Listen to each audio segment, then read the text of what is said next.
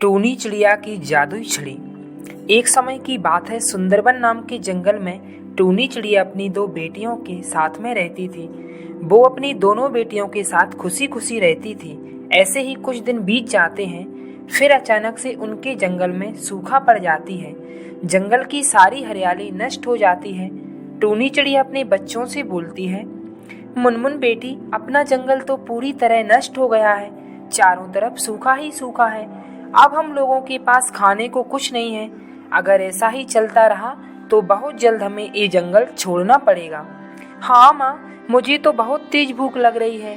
मैंने कल से कुछ नहीं खाया माँ। चलो माँ, हम लोग दूसरे जंगल में चलते हैं, नहीं तो हम लोग भूख के मारे मर जाएंगे। हाँ बेटा, तुमने सही बोला। चलो हम लोग बुलबुल के जंगल में चलते हैं। शायद वो हमें अपने जंगल में कुछ दिन के लिए जगह दे दे। फिर टूनी चिड़िया अपनी बेटियों के साथ बुलबुल कबूतर के जंगल में पहुंच जाती है। टूनी चिड़िया बुलबुल से बोलती है, बुलबुल बहन, हमें आपके जंगल में कुछ दिन के लिए जगह दे दो। हमारे जंगल में सूखा पड़ गया है। मेरे बच्चों को बहुत तेज भूख लग रही है। बुलबुल बहन, हमें जगह दे दो। कुछ दिन रहकर हम लोग यहाँ से चले जाएंगे। क्या बोली तू टूनी चिड़िया? मैं तुझे अपने जंगल में जगह नहीं दूंगी। मेरे जंगल में तेरे लिए कोई जगह नहीं है। ऐसा मत बोलो बहन बुलबुल, हमें जगह दे दो प्लीज। हम ऐसे कहाँ जाएं भूखे प्यासे? तुझे एक बार में समझ नहीं आया? चल भाग मेरे जंगल से, मेरे पास कोई जगह नहीं है। बुलबुल की ऐसी बातें सुनकर टूनी चिड़िया अपने बच्चों के साथ उनकी दोस्त टुनटुनी के जंगल में चली जाती है। टुनटुनी दोस्त, हमें आपके जंगल में जगह दे दो। मेरे जंगल में चारों तरफ सूखा ही सूखा पड़ गया है। मेरे बच्चे कल से भूखे हैं। प्लीज टुनटुनी दोस्त, हमें आपके जंगल में जगह दे दो। टूनी बहन, मेरे पास तो इतनी जगह नहीं है कि मैं तुम लोगों के लिए आसरा दे सकूं। तुम अकेली होती तो ठीक होता। तुम्हारे साथ तुम्हारी दो बेटियां हैं। इतने लोगों के लिए मेरे पास कोई जगह नहीं है। ये तुम क्या कह रही हो टुनटुनी दोस्त? मेरी बेटियां तो छोटी छोटी हैं। प्लीज आज के लिए तो हमें जगह दे दो। तुझसे मैं कितनी बार बोलूं टूनी? मैंने बोला कि मेरे जंगल में जगह नहीं है। जाओ कहीं और भीख मांगो। मेरे पास तेरी फालतू बकवास के लिए टाइम नहीं है। हाँ जाती हूँ, तुम इतना गुस्सा क्यों कर रही हो? चलो बच्चों, हम यहाँ से चलते हैं। टूनी चिड़िया अपने बच्चों के साथ उड़ते उड़ते बहुत दूर चली जाती है। वो उड़ते उड़ते काफी थक चुकी होती है, इसलिए वो एक पेड़ पर आराम करने लगती है। तभी टूनी की बेटी मुनमुन बोलती है, माँ, मेरा तो भूख के मारे बुरा हाल हो रहा है। मुझे तो रोना आ रहा है माँ। और मुनमुन रोने लगती है। बेटी, तुम रोना बंद करो, कोई तो हमारी मदद करेगा। परंतु मुनमुन रोना बंद नहीं करती। उसी जंगल में एक साधु चील रहा करती थी, जो मुनमुन के रोने की आवाज सुन लेती है और तुरंत में मुनमुन के पास आ जाती है और बोलती है, क्या हुआ बेटी?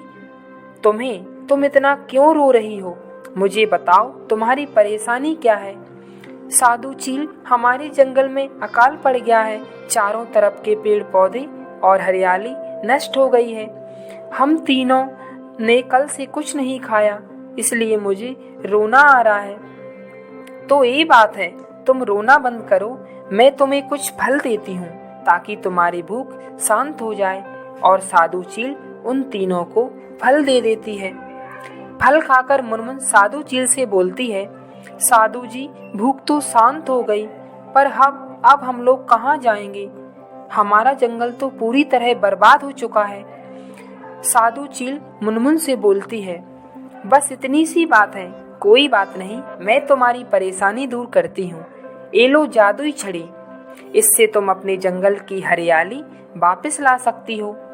ये कोई साधारण छड़ी नहीं है, ये एक जादुई छड़ी है। मैं तो अब पूरी बूढ़ी हो गई हूँ, अब ये मेरे कुछ काम की नहीं है। इसे तुम ले जाओ और अपने जंगल को फिर से हरा भरा कर लेना। साधु की ये बातें सुनकर वो तीनों बहुत खुश हो जाती हैं। टूनी साधु से बोलती है, साधु जी, आपने विपत्ति में हमारी मदद की है, आपका बहुत बहुत धन्यवाद। साधुओं का तो काम ही विपत्ति में फंसे लोगों की मदद करना होता है। तुम लोग जाओ और खुशी खुशी अपनी जिंदगी व्यतीत करो। फिर तीनों खुशी खुशी वहां से अपने जंगल में आ जाती हैं। फिर टूनी चिड़िया जादुई छड़ी से बोलती है, जादुई छड़ी, हमारे जंगल को पूरी तरह हरा भरा कर दो। और देखते ही देखते पूरा जंगल हरा भरा हो जाता है। वो तीनों बहुत खुश होती हैं और मन ही मन साधु को धन्यवाद करती हैं। उनकी जिंदगी खुशी खुशी गुजरने लगती है। इधर बुलबुल, कबूतर और टुनटुनी के जंगल में अकाल पड़ जाता है। वो बहुत परेशान हो जाती हैं। बुलबुल टुनटुनी से कहती है, टुनटुनी, हमारे साथ तो बहुत बुरा हुआ। हमारे जंगल का दाना पानी तो पूरी तरह नष्ट हो गया है। हाँ बुलबुल, मुझे तो लगता है ये हमारे घमंड का परिणाम है। हमने कुछ दिन पहले टूनी चिड़िया की मदद नहीं की थी। ये शायद उसी का परिणाम है।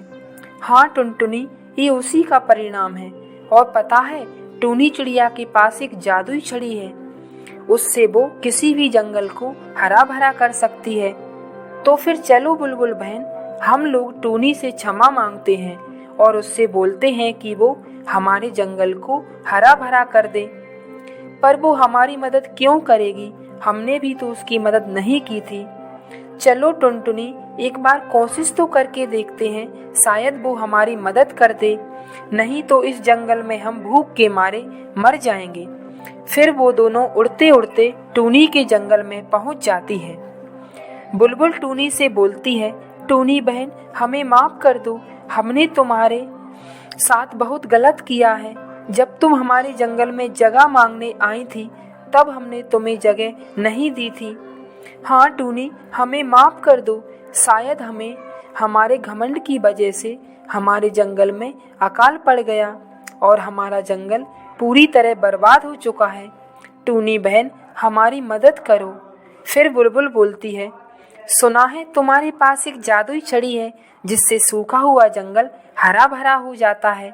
प्लीज टूनी, हमारे जंगल को भी हरा भरा कर दो। फिर टूनी उन दोनों से बोलती है, तुम क्षमा मत मांगो। तुम्हें तुम्हारी गलती का एहसास हो गया, इतना काफ़ी है। मैं तुम्हारे जंगल को हरा भरा कर देती हूँ। तुम दोनों जाओ अपने जंगल में। मैं जादुई छड़ी की मदद से जंगल को हरा भरा कर दूंगी। फिर वो तीनों अपने जंगल में चली जाती हैं और अपने जंगल को हरा भरा देख बहुत खुश होती हैं। वो मन ही मन अपनी गलती मानती हैं और टूनी का धन्यवाद करती हैं। तो बच्चों, इस कहानी से शिक्षा, हमें विपत्ति में फंसे लोगों की मदद जरूर करना चाहिए।